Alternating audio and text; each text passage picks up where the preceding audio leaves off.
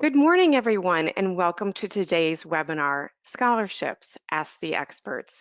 This is part one in our How to Pay for College webinar series. I'm your host today, Kathy McDonald, Assistant Director for Network Partnerships with the Florida College Access Network. FCAN would like to thank cornerstone funder Helios Education Foundation and supporters Wells Fargo and the National College Attainment Network for their generous support of the College Ready Florida initiatives and this webinar series. I'm thrilled to welcome on our call this morning guest presenter Earl Young, who's Director of Operations and Systems Improvement for the Education Foundation of Sarasota County.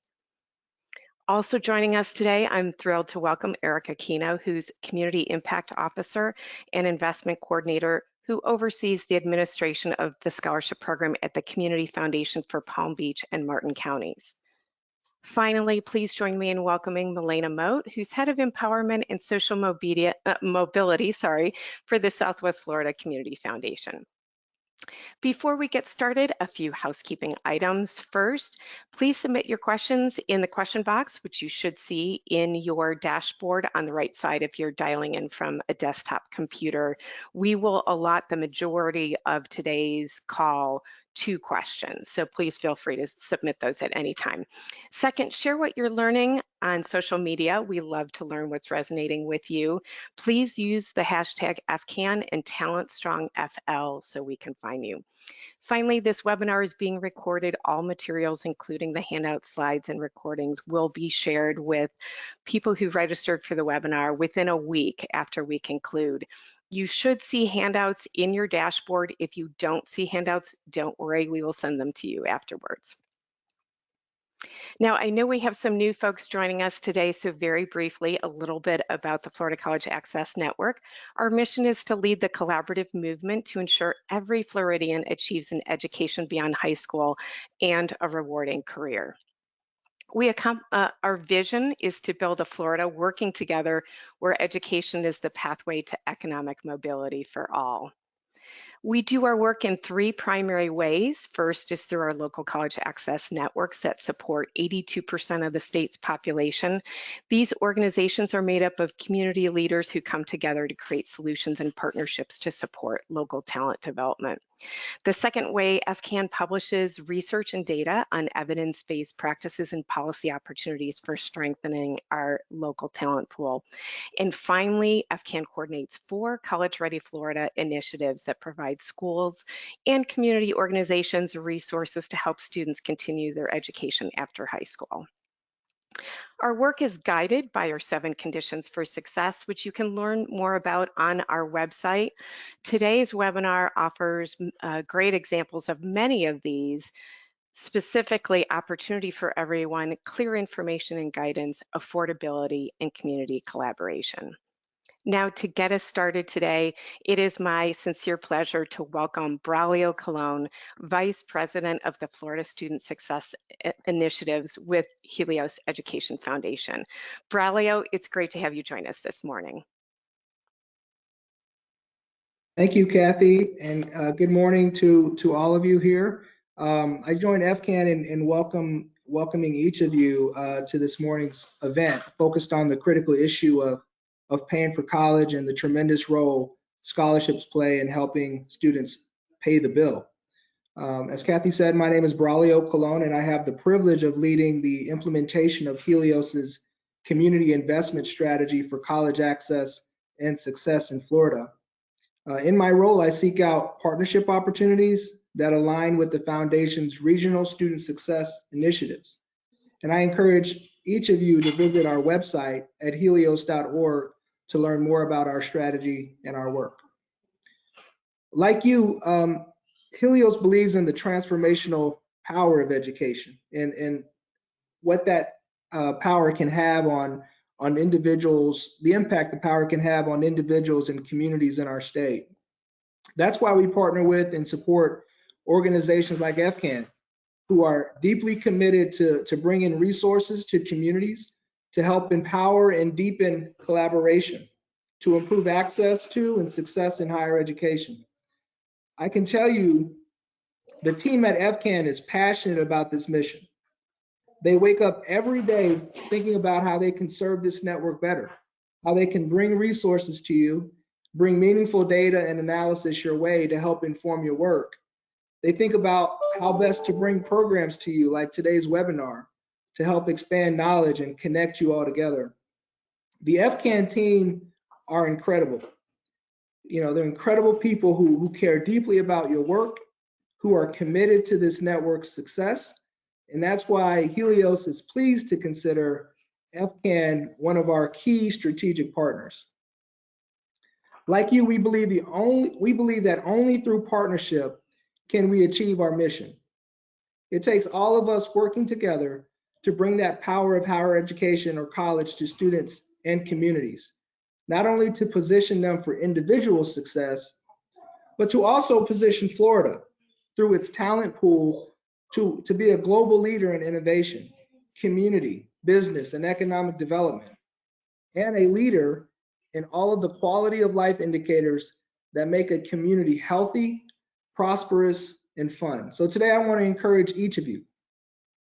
The collaborative work taking place across Florida is making a difference, whether it's our Achieve friends in Pensacola, the in Southwest Florida, our neighbors at Lead Tampa Bay, Bridge to Life in Broward, and others, including school districts, colleges, and universities. All of you are changing Florida's future for the better.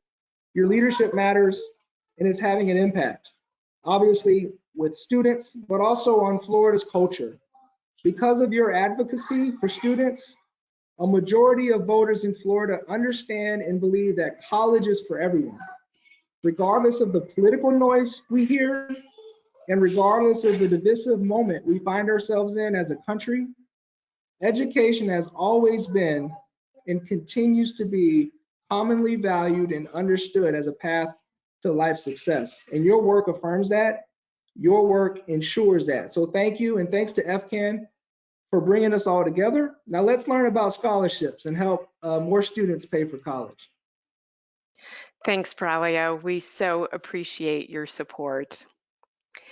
To get us started, as many of you know, students and families are really confused in terms of figuring out how to pay for college, which is why so many of you are joining us today. I know some of you are calling in from other states, so while we'll be focusing on Florida, the principles of what we're going to talk about today should still be useful for connecting to scholarships in your local community.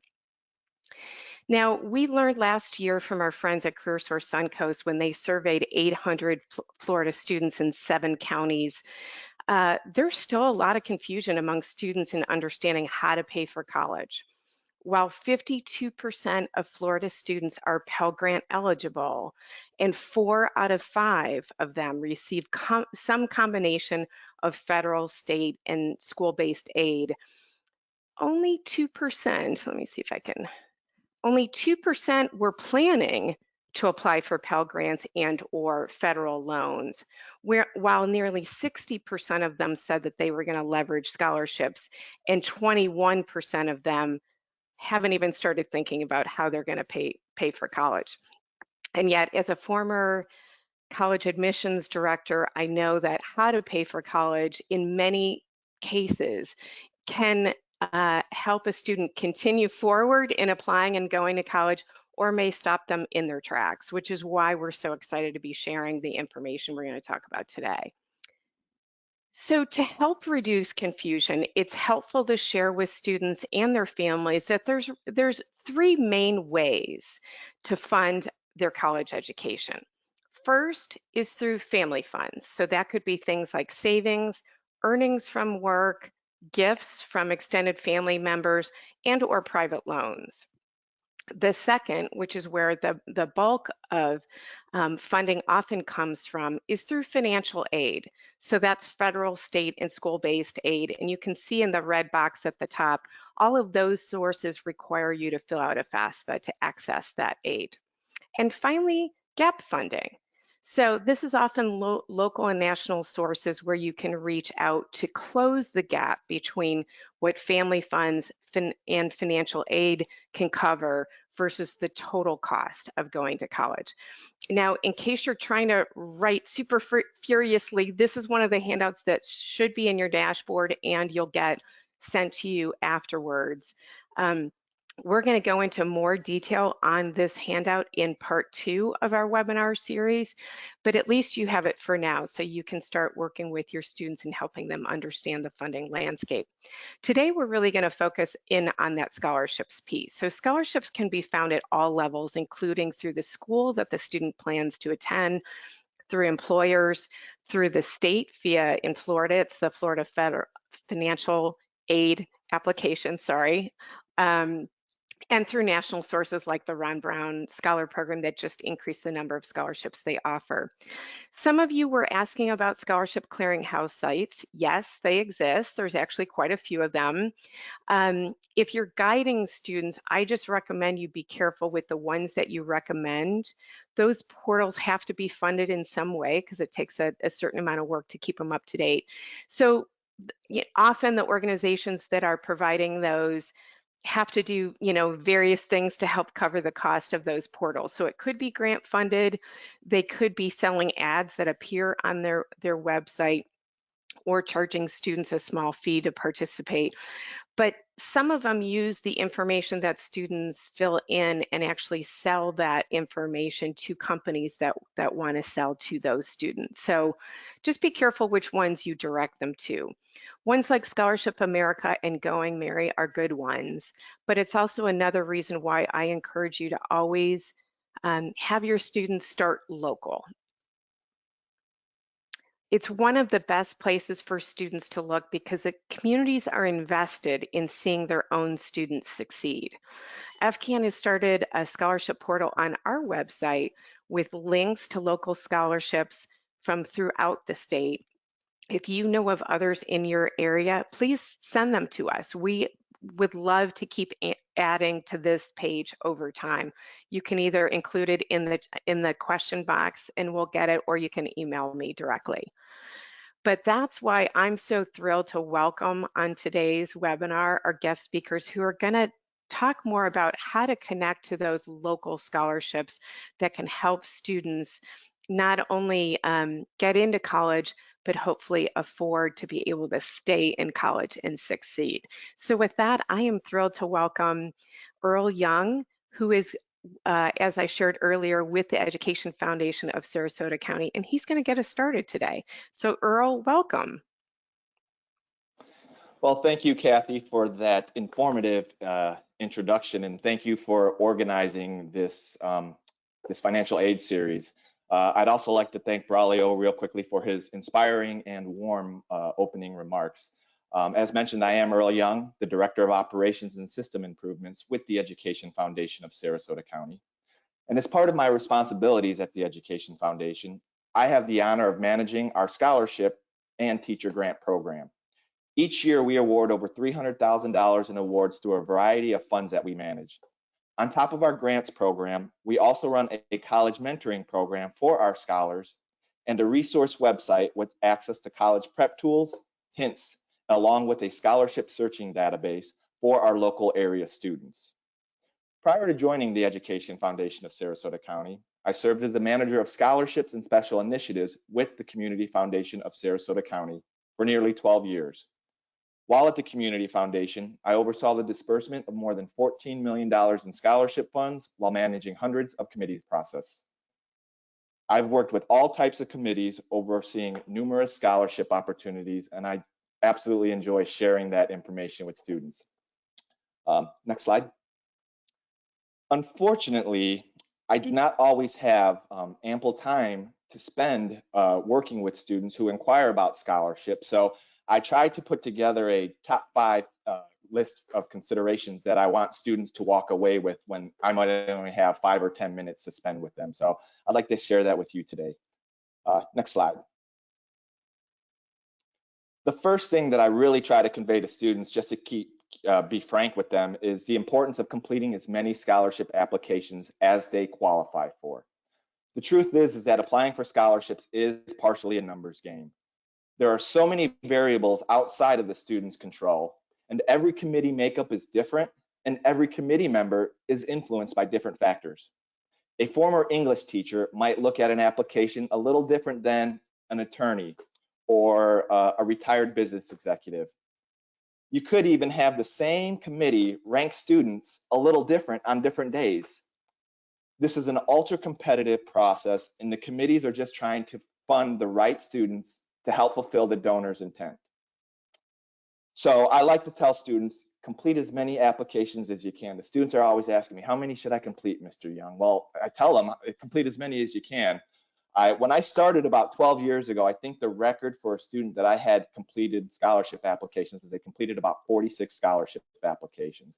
I had another student that was going to have difficulties getting scholarships because she was a family member of our community foundation. And so I told her she needed to work really hard to complete as many scholarship applications because she couldn't apply with our foundations.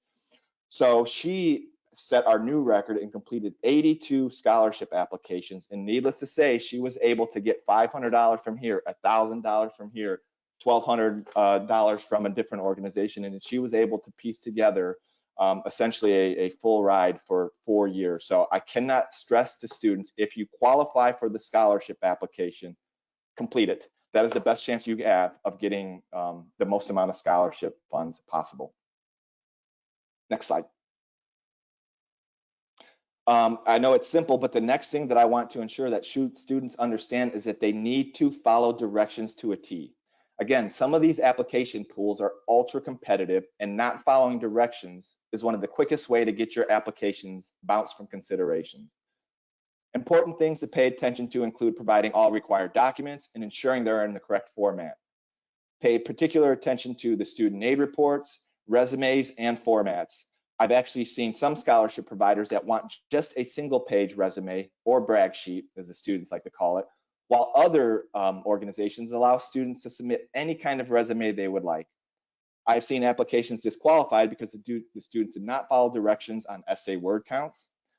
Luckily, many of the new scholarship applications are in electronic format. So again, they do the word count for you and won't allow you to go over that word count. But I have seen committees disqualify students for turning in essays that were too long on paper applications.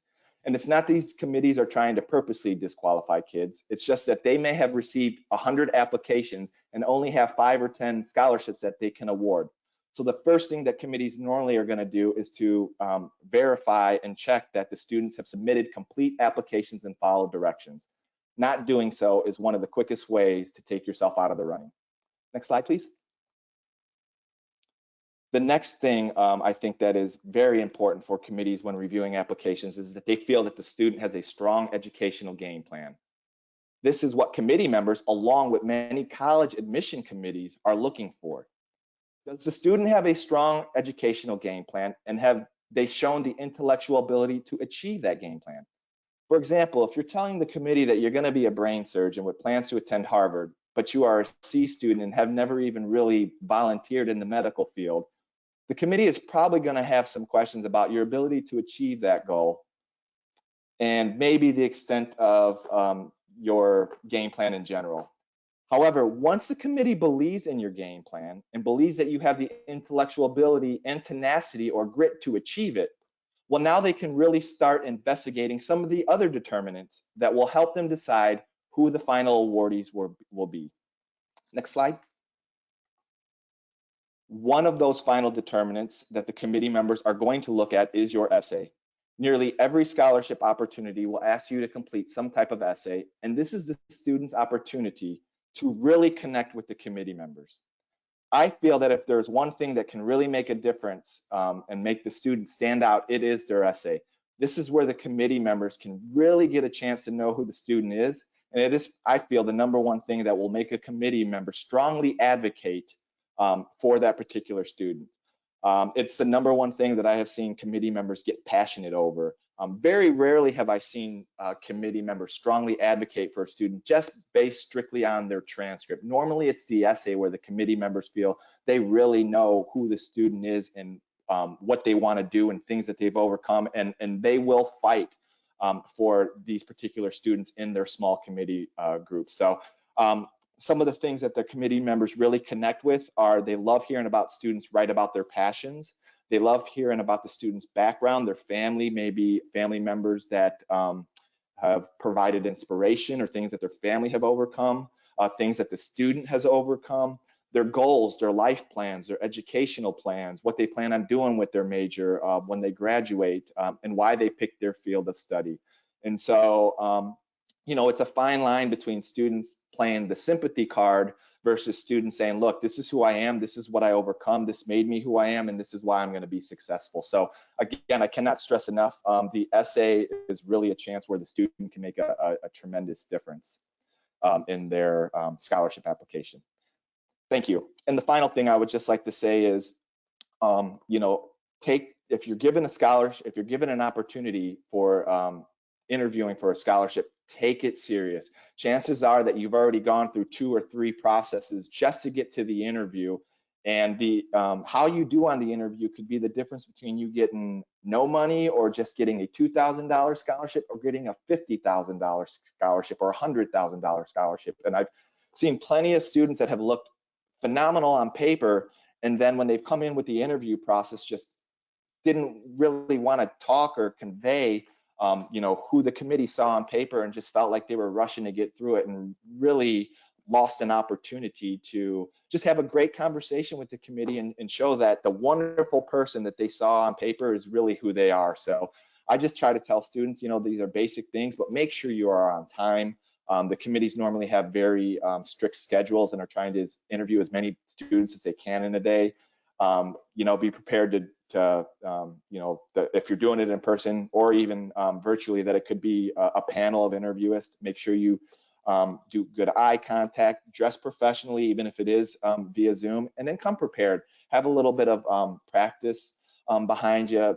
Try to research some of the questions that the committees might ask you. They're going to probably want to verify a lot of things on your application.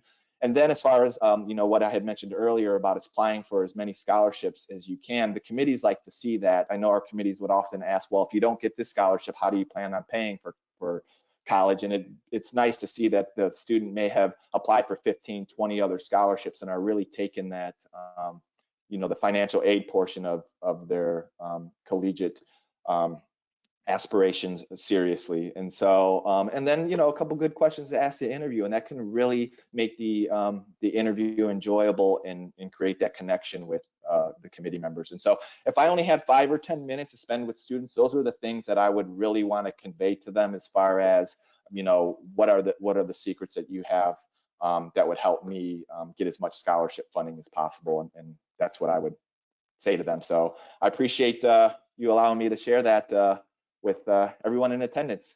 Thank you. Thanks, Earl. That's a great overview to get us started. And so with that, let me welcome Eric, who is with the Community Foundation for Palm Beach and Martin counties, to share a little bit about the types of scholarships you offer and what you're looking for. Well, thank you so much. And Earl, that was a great presentation. I think it really kind of encapsulates all the different things that scholarship providers everywhere really are looking for to a degree or another. So at the Community Foundation for Palm Beach and Martin counties, we're currently a 2-county service area in our name. And we have about $1 million in scholarships that we offer each and every year. And as you can see on the screen, our links for our website is there.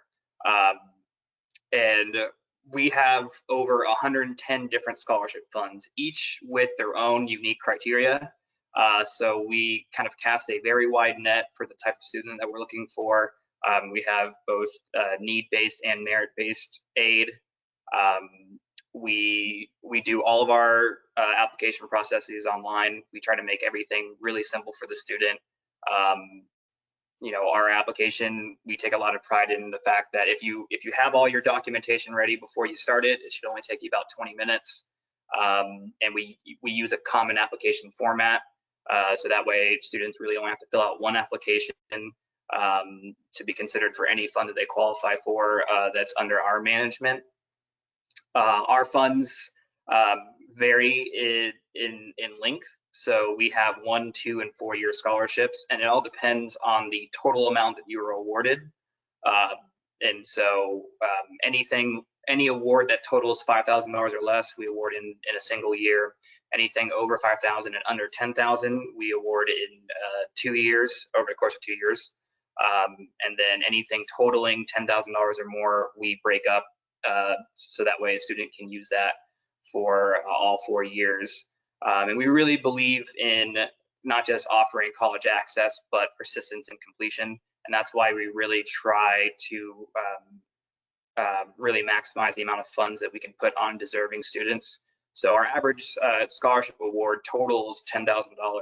So we have the majority of our recipients getting 4-year renewable scholarships that get them $2,500 a year or more. And we also really try to put the student first in every aspect of our program.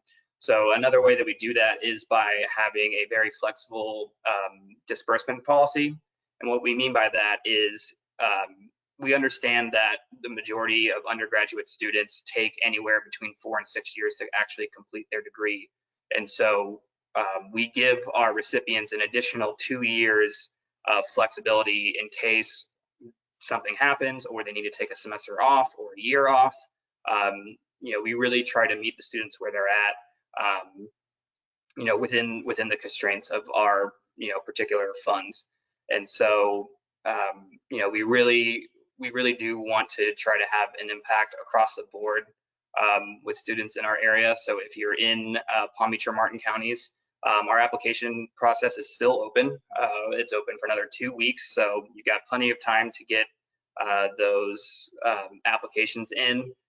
We have a great checklist on our website and before you even open the application, just to show you what kind of documentation you need, and just to kind of prep you on the essay portion.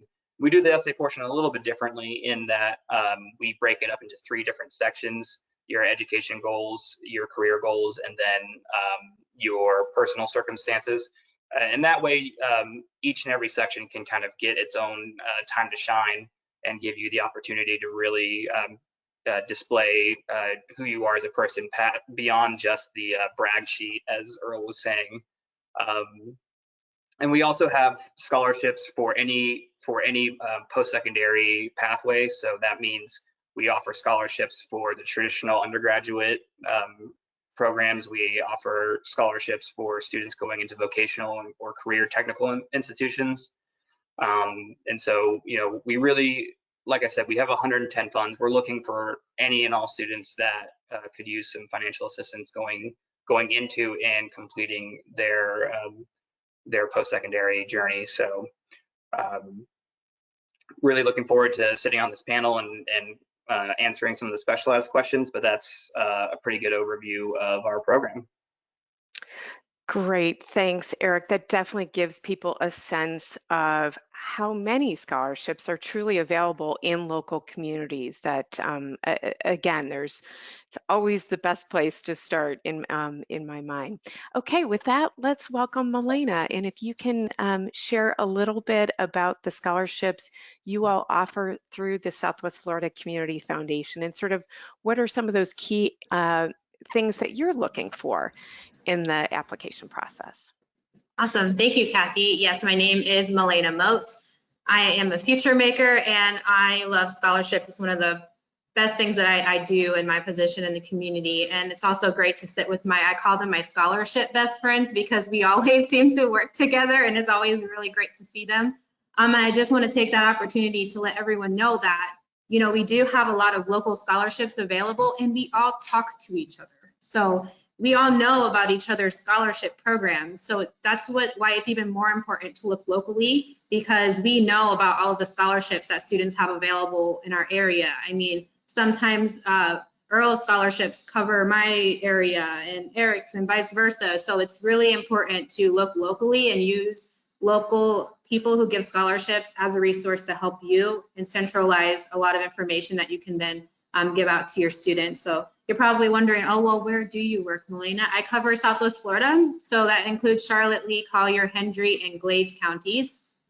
And our scholarship is very similar. I want to put an exclamation point on everything Earl discussed. And everything that Eric discussed, because it is really, you know, students get in their heads and they think that the scholarship process is so hard or it's so difficult, but we are out here learning from each other, trying to find best practice to make sure that students don't bump into a barrier when it comes to scholarships, so they can apply for 80 different ones and stack up that money to make sure that they have all of the money that they need to complete their degree or certificate, because that's really what it's all about. Here at Southwest Florida Community Foundation, we also have about 104 scholarship funds, and all of the criteria is different. So at a community foundations, donors are the ones who really set that criteria. So we could have scholarships that are looking for students with a 2.0 GPA. We have scholarships that are looking for students with a 3.5 GPA. Some scholarships don't consider a GPA and they're looking for a particular major or a particular school. So it's a misnomer to think that there's only one certain group of students that could be eligible for scholarships, because when it comes to community foundations, our scholarships are all different, and they're all designed by donors who are super passionate about students and education and making sure that everyone has an opportunity maybe that they didn't have or that they did have. So during our cycle is, it tends to be between November and January. So I always encourage people to start looking at scholarship opportunities when they start school, especially seniors. Any underclassmen should start looking for those opportunities and accumulating that information so they're not scrambling during their senior year. Typical requirements for our scholarship application is we do require FAFSA for all of our scholarships. We do that strategically, and I know we're going to go into that a little bit later, where we're all going to give you some FAFSA advice, but for us, we typically require a transcript just to verify that GPA, and then also your FAFSA to verify if you could be potentially eligible for need-based scholarships. What we look for in a scholarship essay is everything that Earl mentioned earlier. Scholarship essay responses, whether that's a one-page essay, at our foundation, we have 6 short answer responses. We want to make sure that students are really telling the reviewer everything that that reviewer needs to know to get to know them as a student. Because most of the time we don't get to meet every student that applies for our scholarship. So really that's the student's opportunity to let us know who they are, what dreams and goals they have, and how they plan to make an impact in our community and our world. And that's really what we want. Just think of it, we're all human, and humans like to identify with each other. So if a student can talk about the things that they're passionate about and the perseverance and adversity that they've overcome, it creates a chance for the reviewers to identify with that student and get to know them a lot better. And I also always encourage students that if you do have an application where it's asking you several questions and it's not just one prompt, that you absolutely need to follow the directions on, please, yes, listen to Earl and follow those directions, because especially in our program where we're reviewing on quality, one of the things that we ask is, did that applicant follow directions? But you want to make sure that you have a diversity of your responses. So don't talk about the same thing in each of your responses, because we want to get to know you, and we can't if you're talking about the same thing in every single response that you give.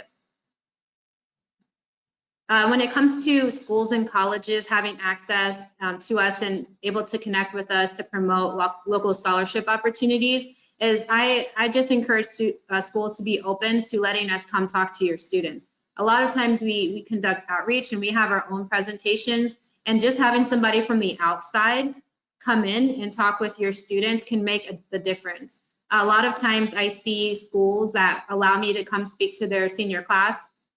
They have a bump in application submissions. Their application submissions go from maybe 9 to 40, just that easily, just by having somebody come in and put them in front of, like I said, we have scholarships for every single type of student. So yes, I would love to talk with your AP and your dual enrollment students, but I'm also super interested in talking to the rest of your students. I know avid teachers especially always invite me to come speak to their students. So that's a really great way to stay connected. And then also reach out. Some of us, and check your junk, especially if you work for a district our emails might go to your junk folder. Definitely keep track of those emails, because we're constantly sending information out to you that you can give to your students. At our foundation, we have several renewable scholarships. So to kind of piggyback on what Eric mentioned when it comes to 2 or 4 year and also deferring your scholarship, I know a lot of students who get a lot of money their freshman year of college. So they applied for a whole bunch of scholarships their high school senior year, and they get to college and they want all of that money all at once. If you do accumulate a lot of scholarship awards, definitely stretch those out over the years that you're in school if you don't have a renewable. If you do have a renewable, don't let that stop you. Also, you can definitely spread those dollars out, because we find that usually when students really hit a financial barrier in college, it's between their sophomore and their junior year, and you're almost done. And gosh, I would hate that to be the reason where students have to potentially drop out of school for financial reasons. We do have scholarships for high school seniors, undergraduates, graduates, and adult learners, so adults returning to school. There are a lot of scholarships out there for 4-year and 2-year studies, but there's also a lot of scholarships for technical school too, especially here in Florida. We are a big trade state. Our donors know that, and they set up scholarship funds for students who need a little extra assistance to complete their technical programs, whether that's 1-year, 2-year. Students need money for tools and uniforms and things like that they need at technical college, and you can use scholarship money to help pay for those things. Also, Eric did mention the Common App. We strategically work together and we share what we ask students on purpose. So definitely copy paste. A lot of the questions that you've already written essays for, you can apply those same answers to other applications. I'm not going to call Earl and say, hey, did this student say the same thing on your application? No, we don't do that. We don't care. We want you to apply for all sorts of scholarships. So take advantage of that, and you can copy and paste and literally knock out maybe 10 applications in one day if you have time. Also, at our foundation, we do have emergency funds, so recipients have access to emergency funding. So if something happens, like you get a tire blowout, or you need a crown on your tooth and your tooth is hurting, you can't sit through class with a toothache. I don't know if any of you ever experienced that, but it hurts. You can't sit in school like that. So there's emergency funding available for you at community foundations that you can tap into to help you pay for bills like that could potentially prevent you from completing your certificate or degree. So definitely check out all of these links that are on this slide, especially swflscholarships.org. That's a local here in Southwest Florida that the Collier County Community Foundation hosts. It has all of the local scholarships here available. I mean, in the community, there's a lot of groups like Kiwanis Club and Rotary Clubs who fundraise and give scholarships, and sometimes they need a little help getting the word out. So we put them on a database that students can have access to. Also, the Future Makers Coalition, visit that website. Even if you're not from Southwest Florida, there's a really great resources page there that you can take advantage of and share with your students and to help them with their scholarship application. And of course, if you ever need any help or assistance or have any questions, always feel free to reach out to me. It's my favorite thing to do during the year here, and I'm super passionate about helping students achieve their dreams and goals. Thank you, Milena. That was wonderful. We appreciate it. You mentioned a couple things. So number one, you mentioned that you require FAFSA completion for all of the scholarships that you offer. Eric, is that true for your scholarships as well? Yep. That's kind of what I thought. And how about Earl? 97% of them, the merit-based ones, they don't have to complete the FAFSA. We have a handful of those, but 97%, like Milena said, we're strategic about that, and yes, we do require the FAFSA. Great. So as many of us know, we want this to be gap funding. We want them to take advantage of whatever financial aid is already available to them. So that's great that you require that. Yet another reason why it's so important to complete a FAFSA. Milena, you also mentioned that your season runs from November to January in terms of applications. Earl, how about you?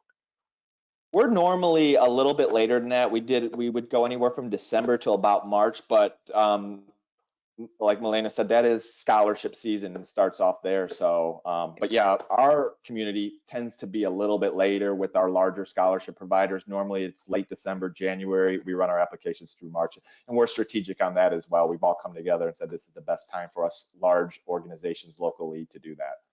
Great. And Eric? What's yours? Yeah, so in my mind, scholarship season is year round, but as far as the student is concerned, our application cycle opens in early October and then it closes in late January. And then we make sure that our notices go out by mid-April, because we have a high value in the idea of financial planning in the household. So we want to make sure that students are aware of whatever scholarships they get from us, so they can know what more scholarships they may have to pursue, or what options they may have in front of them depending on their school choice. And we want to make sure we get that ahead of the May 1st deadline for enrollment decisions.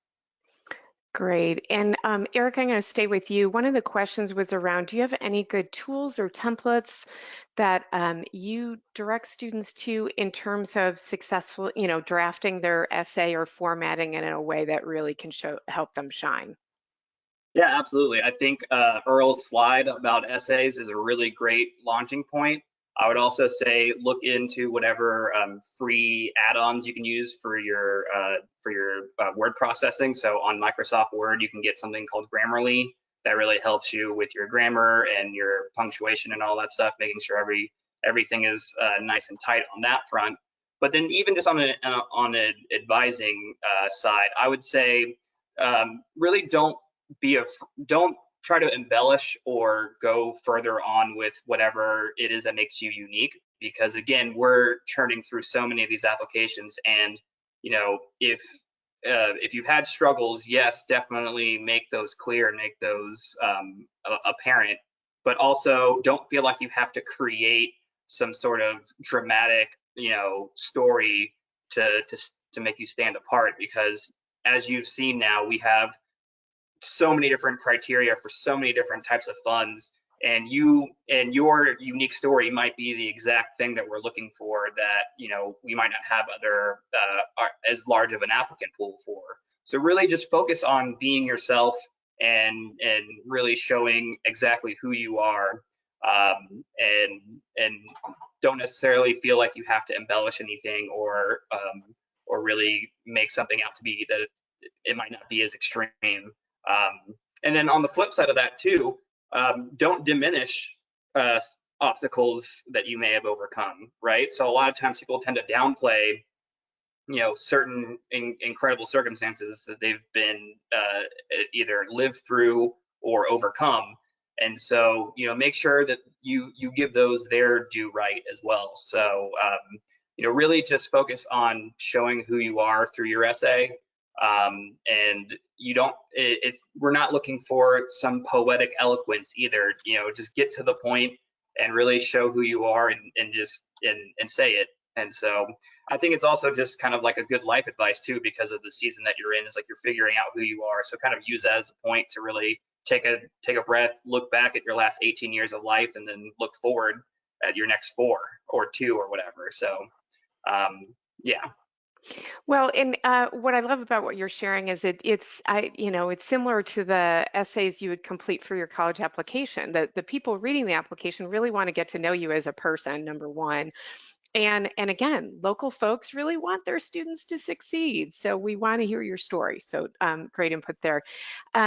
Earl, one of the questions that Fabio asked was, what's the appropriate word count? So is there kind of a standard one that comes with, I know you guys are managing literally hundreds of scholarships. Everyone's a little different. I've seen some committees that want it, as concise as possible. Like Eric said, just get to the meat and the potatoes of it. And I've seen other ones that have allowed up to, 1,000. I don't think that there's going to be many that want to go over that 750,000 word threshold, because like Eric said, we're going through hundreds of applicants.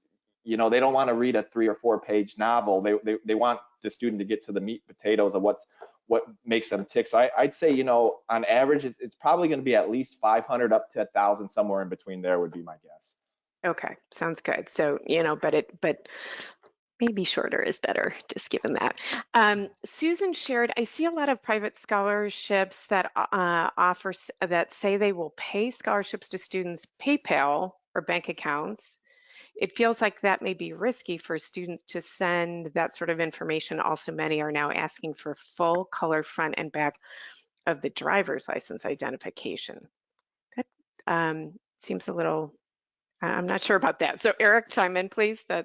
Yeah, no, I would do some serious due diligence on if a scholarship provider is asking you for that level of information. we do ask for certain household income information and stuff like that on the application part, but as far as the disbursements go, I mean, we look at it as a service to the student that we send the scholarship payments directly to their school. So we, and most community foundations will do that, if not all, and most larger scholarship providers will send the payments directly to the school on behalf of the student. So that way the student doesn't have to worry about managing the income of those dollars. And I'm sure you guys will probably get into this in the next session, but the tax implications of you getting paid directly versus the payment being made on your behalf are far reaching. So I would definitely advise shying away from any scholarship providers that are asking you for personal information like your PayPal or checking account or your driver's license or anything like that. Because again, if they're trying to validate residency in a given service area, they're going to be able to do that through your transcript at your school or through your FAFSA report. So to ask for that kind of level of information is uncommon, to say the least.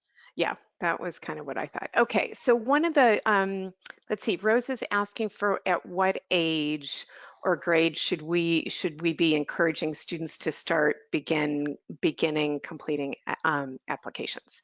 Earl, why don't we jump to you? Well, I think you're going to find the majority of them are looking for current college students or graduating seniors.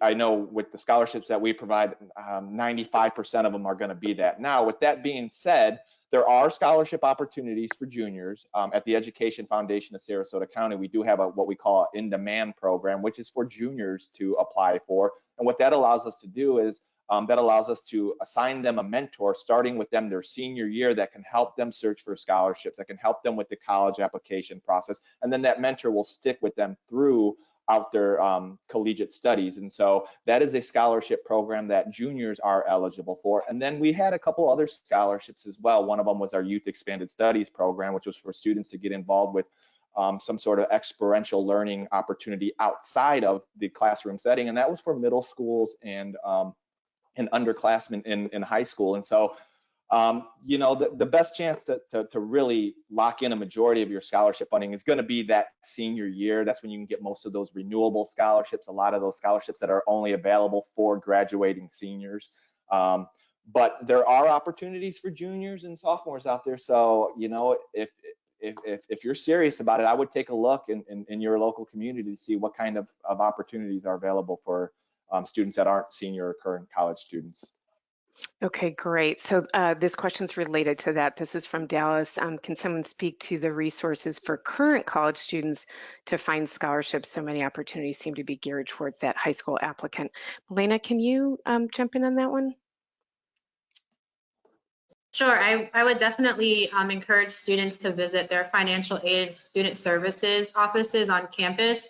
If you're not on campus or if your campus doesn't have anything like that, you can talk with your admissions folks. All of these different people are all in conversations with each other. I speak here locally. We have Florida Gulf Coast University and Florida Southwestern State College. I'm on meetings with them all the time. We talk to each other. So we're not all in our own silos. We do bump into each other on meetings and things like that, and we all are sharing information with them constantly. Also, current college students, you can still search the same thing as high school seniors and find our websites. Look on their school district pages on the school district, like for instance, like Lee County School District here, you can go on their pages and look at their scholarship resources page, because a lot of the times the information that they have there for high school seniors, you can also find useful as well. So don't, be scared to look in those places. And then also definitely go and utilize the student services office and the financial aid office, even if you're not eligible for financial aid. And then also additionally for current undergraduate students, two things: scour the actual physical website of your school itself in case you don't have access to the financial aid office or student services, and then also your student intranet. So whatever portal you use to log on for your classes or for your grades or anything like that, you'd actually be surprised how many private scholarships you might find that your school has that they may not be the best at promoting. So just make sure you search all that up. Just turn over every rock. Great, great, great input there. Eric, I'm going to stay with you. Do you, and I had this question from a few different people, but Elisa's asking it in the question box. Do you have specific programs or scholarships for undocumented students and or students who come from unique immigration situations? Yeah, so obviously that's a delicate subject in certain circles, but we have a value of providing a vibrant community for all people that live in our service area, and that includes whatever citizenship you may have.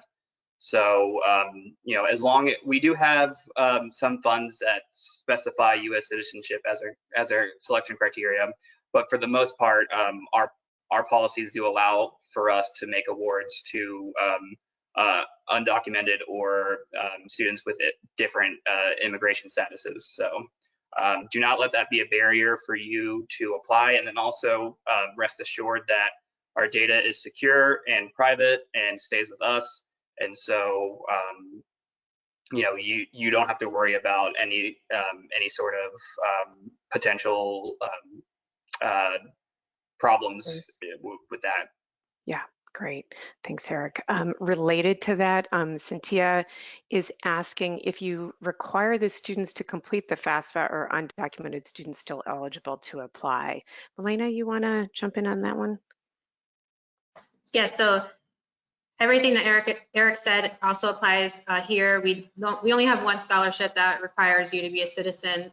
When it comes to FAFSA, I always encourage students to reach out to me if there's any barrier when trying to complete that, like being undocumented, like not having access to your parents' information, because we don't want that to be a barrier. And then I send them a form that they can upload in place of the FAFSA, so they don't have to worry about it. Because obviously they can't complete the FAFSA. It's a really good reason, and I'm not going to make that a barrier for them and hopefully award them. Great. Eric, did you want to chime in on that, or? Yeah, and that's the same for us too. So obviously, you know, within the actual formatting of the application, you need to upload something. And so, you know, very similar, we give any sort of applicant in that situation some instruction, but you know, it's on them to kind of make themselves known. Great. I knew we were going to get some COVID related ones because we're in the year of COVID. Eric is asking, with COVID-19 pandemic, many students are struggling this past academic year from high school to college students. They earned many low or failing grades due to the sudden virtual transition. Should scholarship committees and scholarship directors be understanding of the effects of the pandemic? So good question. Earl, you want to jump in on that one? Sure, and I think it goes along with Eric's point that he made earlier. And I believe that when I first saw that stat, it was actually an FCAN stat that showed the graduation rates of students, you know, after 4 years, 5 years, 6 years, and how the numbers actually doubled in the number of students that were graduating in year 6 versus year 4, especially amongst at-risk and low-income students. And so one of the things that we did was we loosened our criteria on the students as far as having to graduate within that 4 year, as long as they were making some satisfactory academic progress, kept in good contact with our organization, that we could go ahead and put them on almost a sort of probationary status where we would continue allowing them to receive their scholarship or possibly extend it, as long as they were checking in with us and letting us know, that they were making that they had a game plan to overcome any of those obstacles that were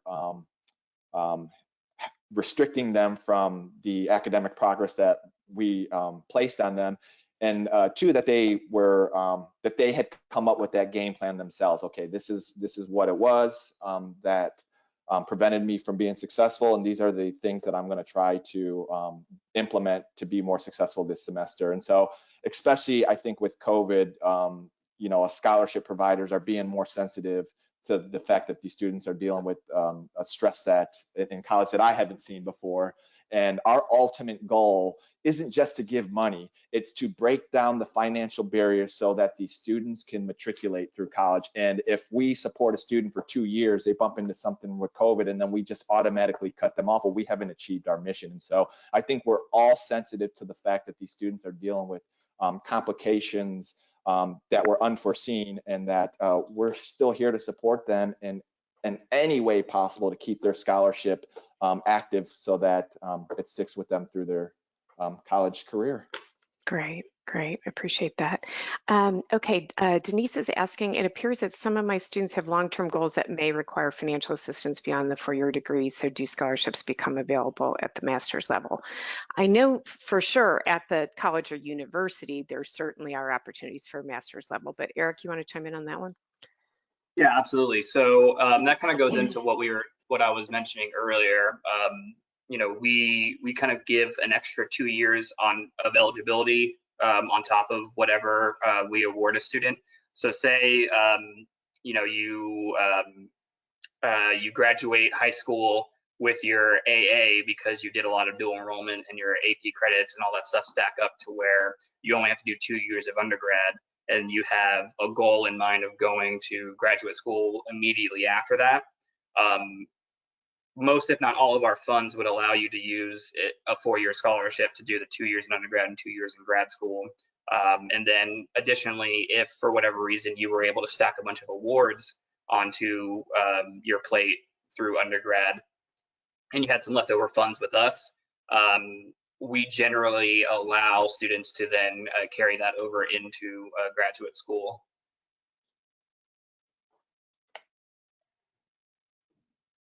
Sorry, I'm muted. Are most of your foundation scholarships only for Florida residents, and are they open to students who plan to attend colleges in regions in other states? So, Milena, you want to chime in on that one? Yes, so it just depends on the donor's intent. So a lot of our scholarships don't specify where you can go to school. So for instance, if it's for like an accounting major, you can go anywhere. But if it's a scholarship that's for the University of Florida, you have to go to University of Florida. If it's a scholarship that's for an in-state college, then you have to stay in state. So just really get familiar with the scholarships criteria. And then if you receive a scholarship that is for an for in-state and you have to go out of state for school, talk to the scholarship provider and see if there's any other scholarships available, and maybe they can switch around with other students to see if it could fit your needs. Great, thanks. Lance is asking about scholarship displacement. Lance, we're going to talk about that in the next webinar. So I'm going to hold that one off because we're going to have Daniel Barkowitz, who's AVP in charge of financial aid for Valencia College. He's the expert on explaining that. It always makes me very tired when I hear about it. So, and then Ruth is asking about your counterparts in Dade and Broward counties. Again, you can go to our scholarships webpage on our website, which will direct people to all of their counterparts in the different communities throughout the state. So the last question I want to get to before we finish is really asking the question about the parents, how to get the parents thinking and planning for it, how to help parents maybe have some more realistic views that, you know, very few scholarships are $40,000 scholarships. You know, they tend to be more modest than that. So Earl, you want to chime in on how to help those parents? That's always a tough one. You know, just having these frank conversations, I think that we're having right here, if you can get in front of the parents and have these kind of conversations, I think the biggest thing is just helping parents understand what financial aid is out there and what the FAFSA really means and how it all ties into the cost of attendance and what the true costs of attendance are and the different components of the cost of attendance. I think a lot of parents get sticker shock when they see, wow, it's going to cost me $22,000 to send my child to Florida State University, and then the FAFSA is telling me that I got to pay $3,000. And I think getting them to understand that, you know, that cost of attendance is broken down into tuition and fees, room and board, books and supplies, and that EFC of $3,000 isn't necessarily a check that you need to cut to the school, but that if you help the student with, you know, some of their meals, or if you provide them a care package for some of their personal expenses, that's almost an in-kind contribution to the school. So I think the biggest thing is just getting them to understand what financial aid is and some of the different terms that they use. And I think now with the new FAFSA, they're getting rid of EFC and they're going to use a student aid index. So us scholarship providers are going to have to stay on top of this as well. But just getting them to understand the different components, and so they don't feel overwhelmed by saying, wow, I need to come up with 20,000 for 4 years, understanding that there's help through the FAFSA, that there's help through scholarship, and these are what the different numbers mean. I think is the best thing you can do for parents to help alleviate some of those concerns and empower them and make them feel, you know what, I might actually be able to put together a financial game plan to help my child. Great, great. Well, that's a great lead in to our next slide, which is just helping people know when the part 2, 3, and 4 are happening. On January 27th, we'll have Daniel Barkowitz come join us on helping students and their parents understand the entire landscape. So we'll share that tool again. On part 3, we'll get into the latest financial aid updates and special circumstances. So similar to what Earl was just talking about in terms of some of those nuances will be in changes that just came through with the latest bill that got passed. EFC is going away. It's being replaced by SAI, I believe. So we'll hear more about that from our friends at NCAN. And then part 4 is on March 11th, and that's where we're going to be giving an update on FAFSA verification, which I know is that process that we know and love. So if you're not already subscribed on FCAN's website, I encourage you to do so, and that way you'll get the updates on the upcoming webinars, policy briefs, and promising practices. Really, I just wanted to say so grateful to Braulio, Eric, Earl, and Milena for sharing, helping us understand how to guide students to find scholarships to bridge that gap. I think all of our attendees could really see how passionate you are in really helping students understand that the folks who coordinate all of this really do want to see them succeed. So thank you so much for joining us today and sharing your expertise. And thank you to all of you who logged in. We hope you found the session helpful. Again, the slides, recording, and handouts will go out to you definitely within a week, but we usually try to get it out within a day or so. So be well, everyone, stay safe, and take care. Bye now.